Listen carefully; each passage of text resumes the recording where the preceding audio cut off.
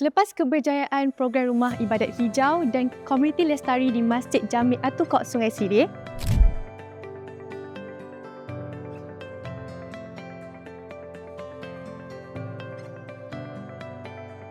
kini kita tiba di Masjid Al-Awabin bagi mempelopori agenda kelestarian alam.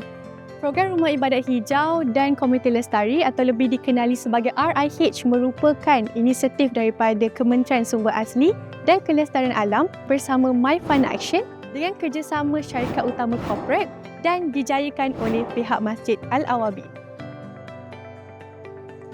Menjadikan masjid ini sebagai pemangkin perubahan hijau dalam komuniti kita. Antara elemen kelestarian yang dipilih untuk dijalankan di masjid ini termasuklah penjimatan air, penjimatan elektrik, kehijauan dan pengurangan sisa. Antara inisiatif yang dijalankan termasuklah pemasangan panel solar di mana ini dapat mengurangkan penggunaan tenaga konvensional dalam menjimatkan kos dan kesan karbon. Penjimatan sehingga 80% bil elektrik dan bil air. Sistem penuaan air hujan atau dikenali sebagai SPAH digunakan untuk mengoptimalkan air secara lestari untuk kegunaan masjid. Saya Amir Zahri bin Muhammad Sana Abidin merupakan penghulu untuk Mukim Bestari Jaya Dahulu Tinggi. Saya ingin mengucapkan jutaan terima kasih kepada My Fund Action kerana telah memilih Masjid Al-Awabin sebagai destinasi untuk melaksanakan Rumah Ibadat Hijau. Saya amat terima kasih kepada pihak My Fund Action kerana telah memberi sokongan dan semangat yang sepenuhnya kepada kami, dan alhamdulillah terutamanya projek tanaman kami Golden Medal insya-Allah telah membuahkan hasil.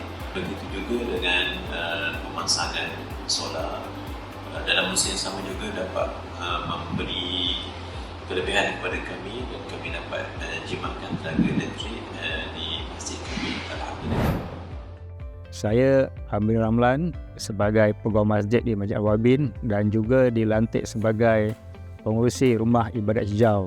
Saya ucapkan jutaan terima kasih kepada My Fund Action dan para penaja yang sudi memilih Masjid Al-Awabin sebagai destinasi yang kedua selepas Masjid Al-Tukok. Terima kasih My Fund Action. Melalui projek ini, kami memupuk kerjasama dalam kalangan komuniti dan belia untuk menyumbangkan idea dan tenaga dalam kelestarian alam. Kerana kami percaya bahawa usaha ini akan bermanfaat dalam jangka masa yang panjang dan mampu menginspirasi generasi akan datang.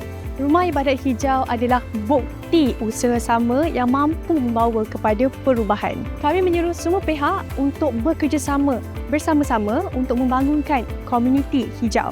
Komuniti sejahtera dan lestari, jom sertai perubahan ini.